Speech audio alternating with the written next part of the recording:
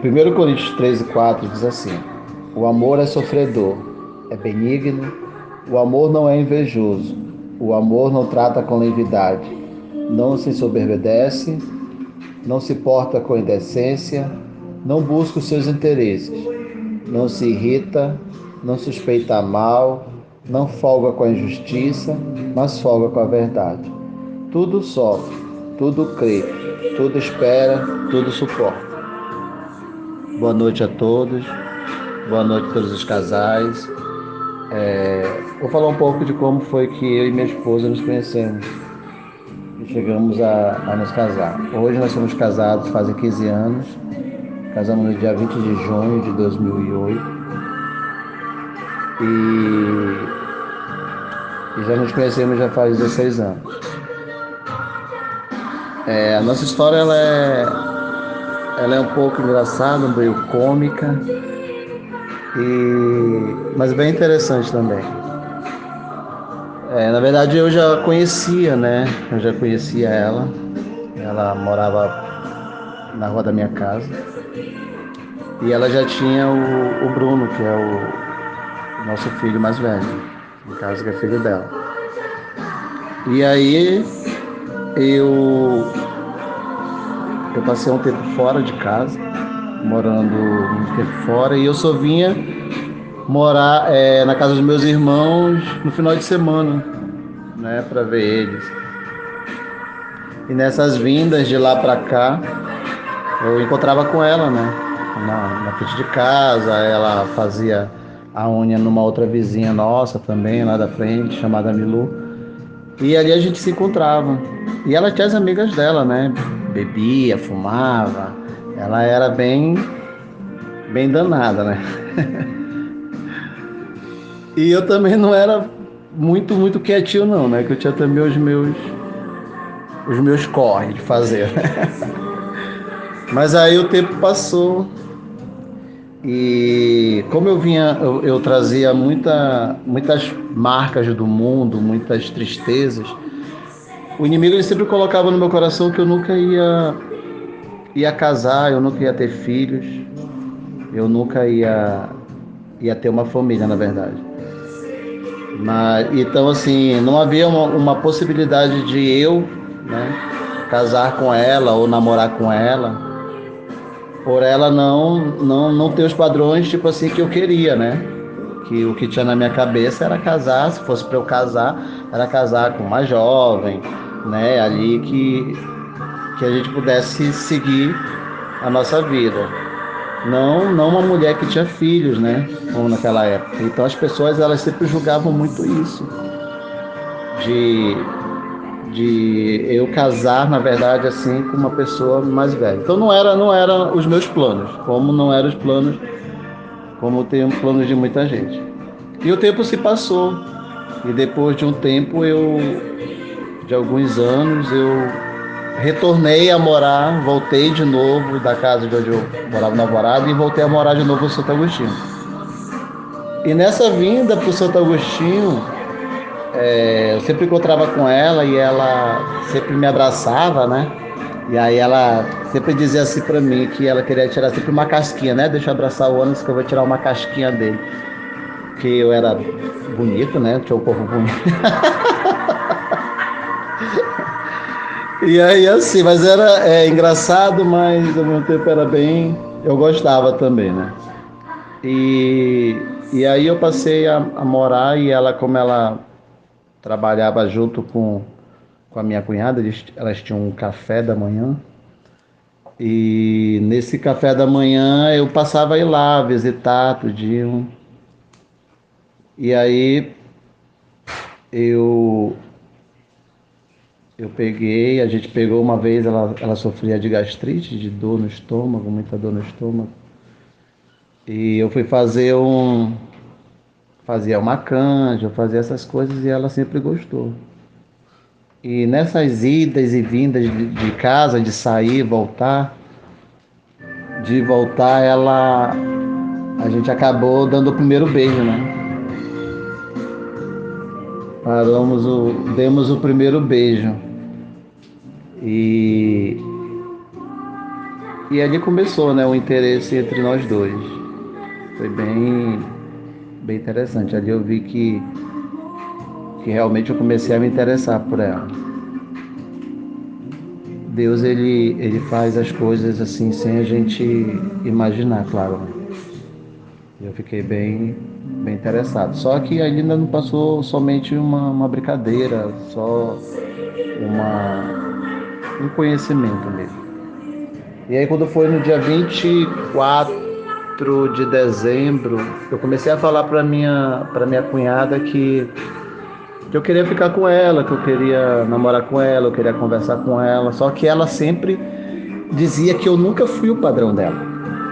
Porque eu era baixinho, né? Eu era feinho, ela dizia que eu não fazia o padrão dela. Né? E eu era militar naquela época também, então era um pouquinho mais escurinho. E aí ela sempre, como eu não fazia o tipo dela, ela sempre me esnobou muito. Né? Ela queria tirar a casquinha, mas ela nunca queria algo sério. E aí o tempo passou, a gente, quando foi no dia 24 de dezembro, eu esperei que ela viesse para passar o Natal com a gente, só que ela foi passar o Natal com o pai dela, lá pro Santo Antônio. E ela não veio. E aí a Meire sempre falando, ligando para ela vir, e ela acabou que ela não veio. Não tinha interesse, né? Porque que vinha. E eu fiquei por lá mesmo. E aí quando foi, passou a semana, quando foi no dia 31 de dezembro de 2006, ela veio passar o Réveillon, a virada do ano. Foi aí que a gente, eu tive a iniciativa, né? Ela veio passar o ano novo com a gente. Aí nós estávamos todo mundo lá, eu, meu irmão, ela. E aí a gente conversando, eu falei pra ela que se ela queria namorar comigo, né? Você quer namorar comigo? Aí ela olhou, aí ela dizia assim, vamos beber mais um pouco. Aí bebe uma cerveja, bebe duas cervejas, bebe nada e nada. Eu disse, e aí, agora bora, quer namorar comigo? Aí ela disse, ah, tá bom, bora, namora. Só que ela falou, bora, namora, tipo assim, pra mim sair logo de perto, né? Pra ela ficar livre, pra ela ficar bebendo. Era isso que ela queria. Aí eu, tá bom, aí eu fiquei todo feliz. No outro dia, aí, pensando, demos um beijinho só, e quando foi no outro dia, ela foi pra um sítio. Só que era pra eu ir também pra esse sítio, só que não deu. Foi todo mundo embora e me deixaram, entendeu? No carro. E eu não fui. Eu fui pra casa dormir e ela foi embora. E aí a gente ficou como se, assim, né? Ninguém sabe se namorava ou não namorava. A gente sabia se estávamos namorando ou se não estávamos namorando mesmo. Porque ela só falou e daí a gente não falou mais nada sobre o namoro. E aí o tempo ficou encarregado de nos unir novamente. E aí passou uma semana, e aí a gente resolveu realmente assumir um namoro, né? Ficarmos juntos. E aí começamos a namorar, né? Isso. Mas ainda não mantínhamos relação ainda, nós só estávamos nos conhecendo realmente. Porque eu, por mais que eu fosse louco, por mais que eu tivesse já vivido, eu já tinha 28 anos naquela época, 27, aliás. E por mais que eu fosse meio louco, assim, eu sempre fui muito consciente do que eu queria. E eu sempre fui muito respeitoso, eu respeitava muitas pessoas, né? E eu sempre respeitei ela, que por mais que ela já tivesse filhos, já tivesse outras pessoas, eu jamais eu iria avançar algo que ela não quisesse. E aí eu sempre respeitei muito ela. E aí um fato muito engraçado que aconteceu nessa foi que uma vez ela ia contar essa parte, né? Mas eu vou contar. Aí uma vez ela queria porque queria dormir em casa. Só que eu sempre fui um cara o seguinte, que no caso só poderia dormir comigo se fosse minha esposa, né? E não fosse namorada. E, e aí tinha acontecido uma situação de um caso, né? De uma outra moça que tinha dormido lá em casa, só que dormiu com um colega meu. Aí ela queria porque queria dormir em casa. Não, vou dormir hoje aqui, vou dormir hoje. Não, você não vai dormir hoje aqui não. Aí por que eu não vou dormir? Eu falei, não, porque nós não somos nada, nós somos só namorados. Então, você vai dormir na sua casa e eu vou dormir em casa. Quando a gente casar, a gente dorme junto. Aí eu sempre ia levar ela. Só que nessa noite, ela foi decidir o que ela queria.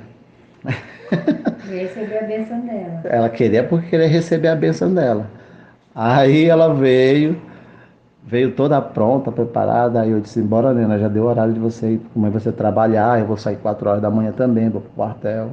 E aí você vai dormir na sua casa. Ela: não, negativo. Hoje eu vou dormir aqui. Hoje eu só saio daqui com a minha bênção. Eu disse: tudo bem, né? Então, né? Então bora dormir. E aí começou, irmãos. A gente foi. Na verdade, essa noite ninguém dormiu, né? E aí aconteceu outras coisas. Eu não era acostumado a dormir com ninguém. E aí eu lembro que ela dormiu a noite toda em cima de mim, no meu peito. E eu fiquei de olho aberto, entendeu? Olhando. Babando.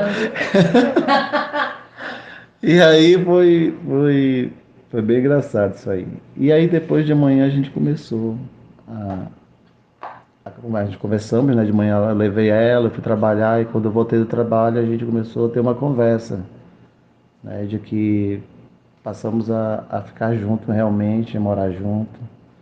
E aí ela foi para casa dela, eu fui morar junto com eles.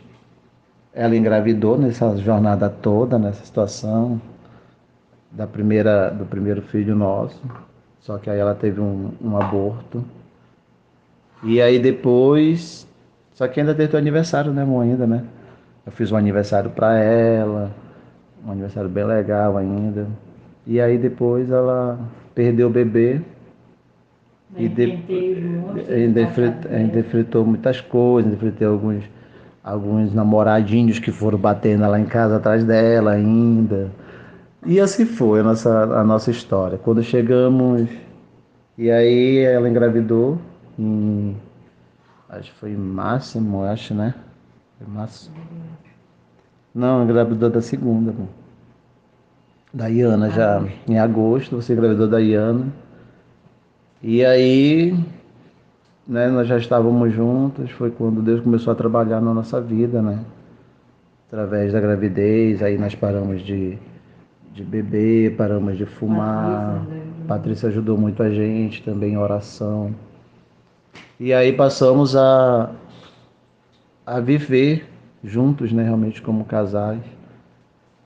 E aí fomos CT Jesus, aí casamos, aí Ana nasceu. E aí a nossa vida foi assim, irmãos. A gente, para a honra e a glória do Senhor Jesus, nós estamos hoje casados. Estamos casados hoje. Nossa família cresceu, aí veio o Caelzinho, né? Nasceu o Cael, entrou na nossa família também. E assim, hoje, para a honra e a glória do Senhor, nós estamos bem, conquistamos tudo que conquistamos juntos, nossa casa, nossos, nossa moto, e eu sou muito grato a Deus por tudo isso. Isso é só um pouquinho do que aconteceu na minha vida, na vida dela, mas assim, hoje eu sou muito grato a Deus por tudo, né? Porque lá atrás, onde o inimigo disse que eu nunca ia ter nada, onde o inimigo falou que eu nunca ia ter uma família, nunca ia ter filhos, hoje eu esfrego a cara do diabo no chão e digo que só Deus é Deus na minha vida. Porque falar todo mundo fala, mas agir só Deus age. Então eu agradeço a todos que estejam ouvindo esse testemunho. Um dia eu e ela estaremos contando. Eu creio assim, é mais engraçado quando tá os dois, porque nós temos muitas coisas ainda que eu não posso falar no áudio, né? É melhor falar pessoalmente. Então que Deus abençoe a vida de cada um de vocês, que esse testemunho ele sirva para você hoje, para você que está ouvindo, para você que não tem mais esperança no seu casamento, ou que não tem esperança de que Deus ele não vai realizar os seus sonhos, mas eu creio que Deus sim, ele realiza sim. Pode demorar. Na verdade a gente acha que demora, mas tudo é no tempo dele, e tudo é na hora dele. Amém? Que Deus abençoe a vida de cada um de vocês. Fiquem na paz de Cristo. Amém.